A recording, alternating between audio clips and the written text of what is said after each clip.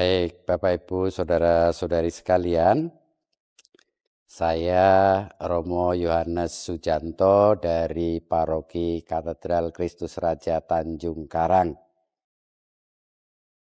Pada kesempatan ini saya mengajak kita bersama untuk bersama-sama menjalin relasi yang baik dalam kehidupan kita bersama, di mana kita tak bisa lepas dari kehidupan menggereja, beragama, dan juga bermasyarakat.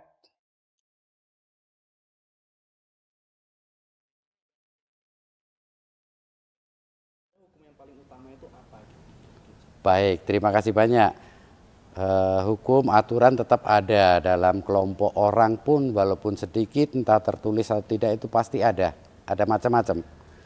Dan ini pertanyaan menarik karena dalam kitab suci juga Yesus menjawab tentang hal ini.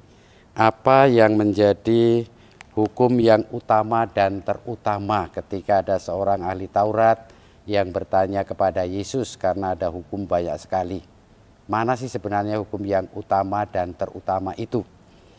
Dan Yesus menjawab dengan jelas, hukum yang terutama ialah, dengarlah, hai kalian semua, Tuhan Allah kita, Tuhan itu esa.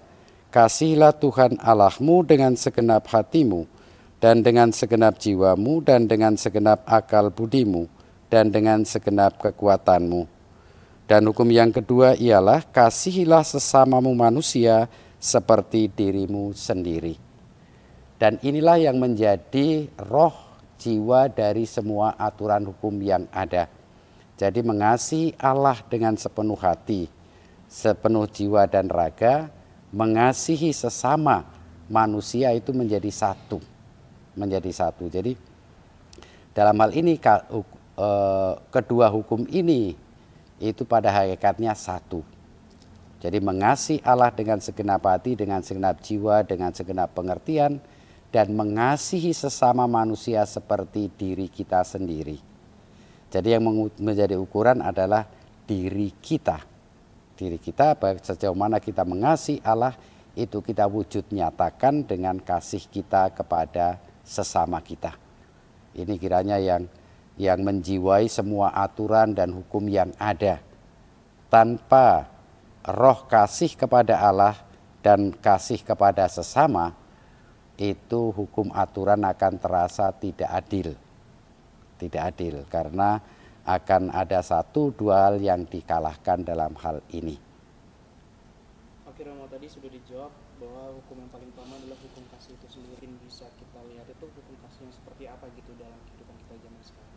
Nah, hukum kasih itu nyata sekali dalam kehidupan kita. Dalam kehidupan kita sehari-hari, dalam kehidupan kita bersama. Maka yang menjadi pertanyaan kadang-kadang itu, siapa yang menjadi sesamaku? Siapa yang menjadi sesamaku manusia itu?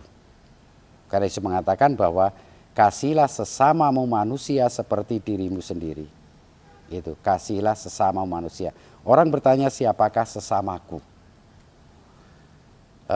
Dalam masyarakat modern ini kadang disempitkan pengertian sesama pada hanya kelompokku tertentu, pada golonganku, pada keluargaku, pada kelompok-kelompok kecil yang ada. Maka kasih itu sebenarnya untuk semua orang, sesamaku, lebih-lebih mereka yang membutuhkan uluran tangan kita. Itu sesamaku. Karena Allah mengasihi semua orang, demikian juga kita manusia yang dikasihi juga harus mengasihi semua orang yang diciptakan dengan kasih itu. Oke Romo, untuk yang terakhir mungkin kalau dengan kaitan arah dasar ketujuh tahun ini bagaimana Romo dengan hukum kasih itu sendiri? Baik, dalam arah dasar pastoral Keuskupan Tanjung Karang tahun ke-7 ini, Ardas tahun ke-7, itu tema juga tentang kasih.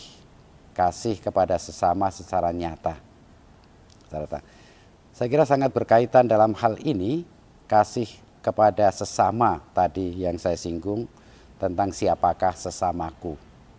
Dalam kehidupan kita, dalam masyarakat begitu banyak orang-orang yang membutuhkan uluran tangan kita. Jangankan masyarakat umum, gitu. Kawan-kawan kita sendiri, OMK misalnya, bagaimana kalian bersama dalam sebagai mahasiswa, dalam kuliah, rekan-rekan kalian membutuhkan uluran tangan dan seterusnya, itulah sesama yang perlu untuk dikasihi, untuk juga dicintai, memberikan uluran tangan kepada kita sekalian. Jadi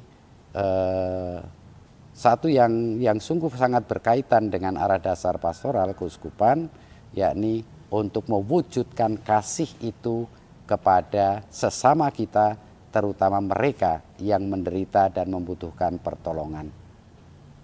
Oke, mungkin terakhir Romo, untuk teman-teman semua mungkin apa yang ingin disampaikan Romo terlebih tentang kasih itu sendiri. Baiklah saudara-saudari sekalian, rekan-rekan semua, kaula muda, orang-orang muda yang dikasihi, harapan saya bahwa kita bersama membangun kasih dengan dasar bahwa kita bersama semua dicipta oleh Allah. Kita diciptakan oleh Allah yang sama. Maka sesama manusia yang diciptakan oleh Allah layak dan pantaslah kalau kita perjuangkan upaya-upaya belas kasih kepada sesama, upaya belas kasih kepada siapapun yang membutuhkan pertolongan, tanpa sekat, tanpa batasan-batasan, entah itu batasan budaya, batasan keyakinan, dan lain-lain. Jadi mengasihi untuk semua orang seperti halnya saya yang mengasihi diri sendiri. Terima kasih banyak, kiranya Tuhan selalu memberkati kita. Amin.